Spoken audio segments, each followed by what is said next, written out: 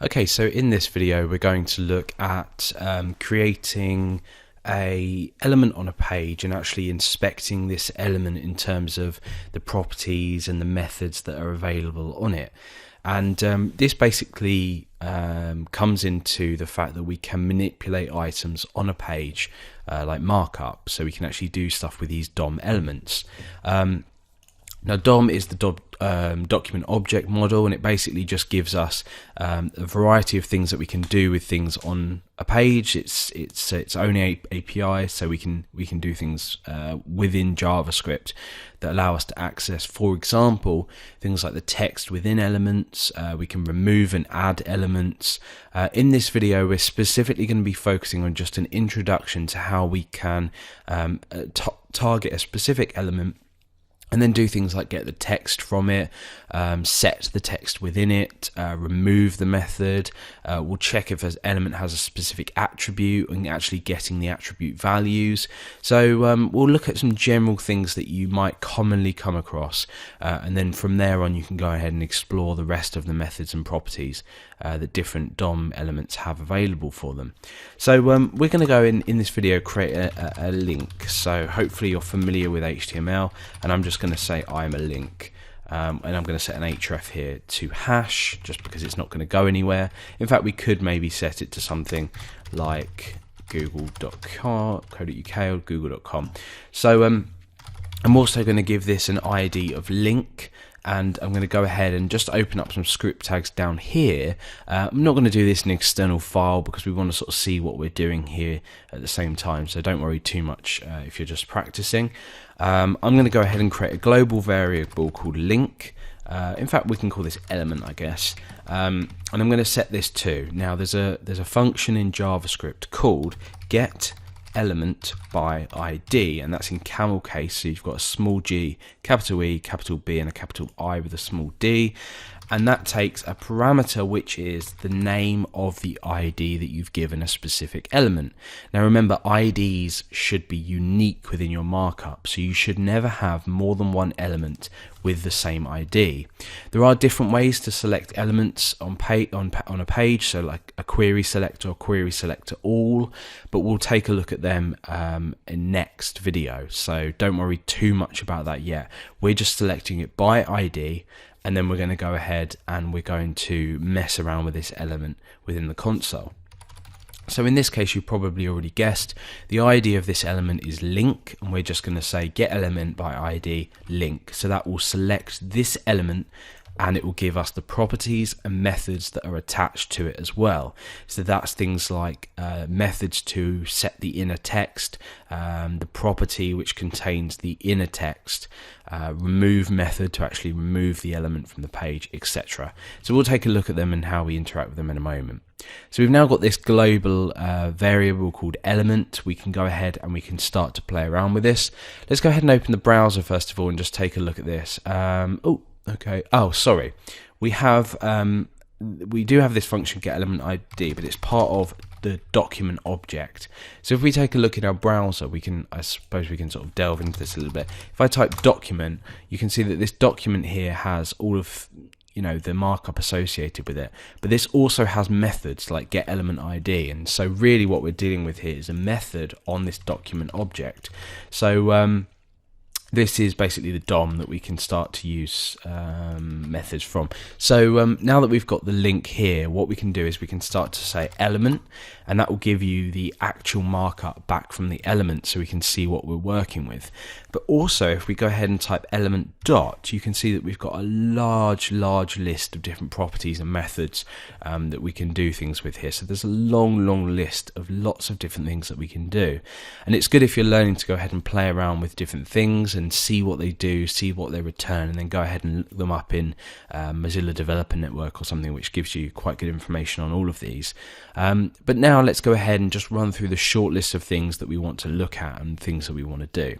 So for example, let's just say that on a page I want to go ahead and get the contents of an element. So I have an element on a page, whether that be a div, a paragraph, a link, a strong tag. It could be anything. Any element that can contain text, we can use the text property on. So it just looks like that text. When I hit enter, it returns the string value of the content that's within it. And again, we can do things like chain on different methods or properties that are inherited here, because remember, a string is an object, so we can use things like length on it. So we can see that we get 10 characters back there. So we can do all of this even though we're accessing it from an element on a page. So we've got the text I'm a link, and then we can use the length property on that. So that's just a way we can do that. But let's take a look at a method now that allows us to actually set inner text, and that is inner HTML and inner text. Now, they both do relatively the same thing, but there are subtle differences. The fact that text is just plain text and markup allows actual markup to be implemented within the element is the fundamental difference. So for example, inner text, I'm going to go ahead and provide a property here and just say click me, for example. Oops, okay, sorry. This is a property, so not a method. So what we're going to do here is actually assign this value like this. So this is the property, which is the inner text, and we're going to say equals click. So there we go, and we can do click me or something like that. So yeah, sorry about that. We've set a properties value. It does seem like it would be a method that you would pass an element to, but it's not. We'll look at the remove method in a minute. That's definitely a method.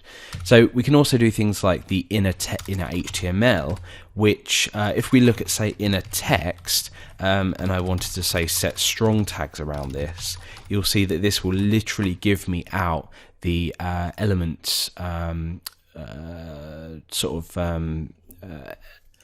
entities for the characters in this. So it doesn't actually render as HTML. But if we go ahead and use the inner HTML property to set that value, you actually see that that's now gone bold, and we can check that within here, and it says here font weight bold. So we know that we can do that just by setting this, and yeah, it's probably one of the most used things that you'll use if you need to change elements contents on a page. Now we also have the remove method, which is definitely a method. If I go ahead and call this, you can see that that's been removed from the page now. It no longer exists here, obviously until we refresh it comes back. So we can remove an element from a page, and you'll see that returns undefined, which basically means it doesn't return a value, but don't worry about that too much. Okay, so let's go ahead and just say we wanted within JavaScript to check the link of this. Let's say we just wanted to return whatever href this has, and we know that this has the href of google.co.uk. But what happens if we want to do that with JavaScript? Well, we can go ahead and let's say we'll create another variable called link. Now I want this to be element dot get attribute, and then I want to define the attribute within here that I want to get, and that could be href, for example, and that will give me back a string value of the link that I want to do, link that I want to look at. So now that I've set a variable called link, I could do things like link.length if I wanted to, so it gives me the length of the string. So again, because it's a string value, it inherits the length property. It tells us the length of the string, so we can use everything like that. We could also then even do something like window.location, which will redirect us, and we can redirect ourselves to the link, so that works just as well. We can do things like that. So we've now seen that we can actually get an element, but what happens if we want to check if an element exists first of all? Well, we can use a property called has attribute. So for example, element.has attribute. So let's say I wanted to check if this has an attribute rel. False, it doesn't. What about if it has an attribute href? Well, that's true, it does actually have an href. So we can use that to grab back the specific values of an attribute. And this can be used for all different types of purposes. We don't need to necessarily check it, but it makes sense. We can also remove attributes as well, so we could remove the href attribute if we wanted to. Again, that's worked its magic, but it's returned undefined, just doesn't have a return value. And you can now see that this link is unclickable. The href has now disappeared, so we've used that to remove the attribute. So there's all different types of methods that relate around the same thing. You can see that with the attribute, we can use get attribute, has attribute, remove attribute, and this is similar for lots of other different things as well. Okay, the last thing that we're going to take a look at here is something more to the point of sort of positioning on the page, and can be used for animation, and this sort of delves into a slightly different way of working with elements, and that is the offset of an element. So this would usually relate to things like animation or positioning of a certain element on a page, but let's go and take a look at some of the offsets. So if I go ahead and type offset, you can see that we've got offset height, left, parent, top and width. We'll focus on top left and just look at them for now. So if I say offset top, that just is a property that would return me the pixel count of the offset from the top of the page, and then if I was to choose left, that gives me the pixel value of the offset from the left. So these are obviously the only two we need, so we're looking at the X and Y axis. But what happens if I go ahead and change this? Now I'm going to go ahead and inspect this element in Chrome, and I'm going to go ahead and set the element style to have a margin left of 20 pixels. So we now see that that's moved over 20 pixels. If we go ahead and choose the offset left again, we can see that it's in fact now 28, because we've moved it 20 pixels from the left, plus the 8 that it already was, and that 8 is due to the body. So we've got a margin of 8 pixels on the body. You can see that by default the user agent style sheet styles it that way, so that makes sense now. Also, if we have elements within other elements, we'll be able to say things like the offset parent, and if you take a look at that, you can see that we've got offset parent dot offset left top. So for example, if I say offset top from the parent, that's 0, and offset left from the parent, that's 0 as well. So yeah, it makes sense to sort of delve into these things, and here you can see that this property contains other properties as well, so it's sort of nesting properties in here as well.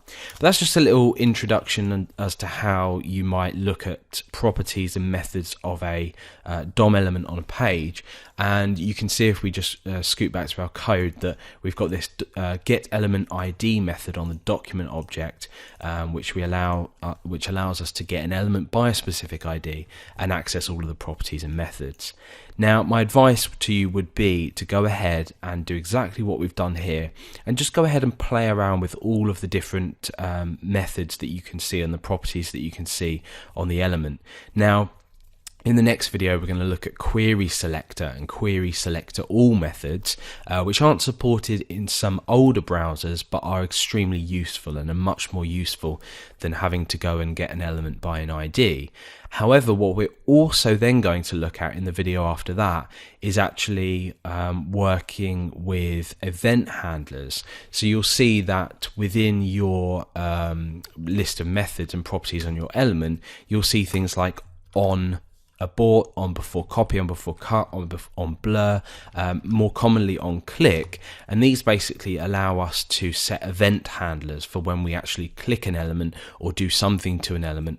We're allowed to run a block of code based on that event, so they're event handlers. Now, we won't go into that now, but we will go into that in a couple of videos' time.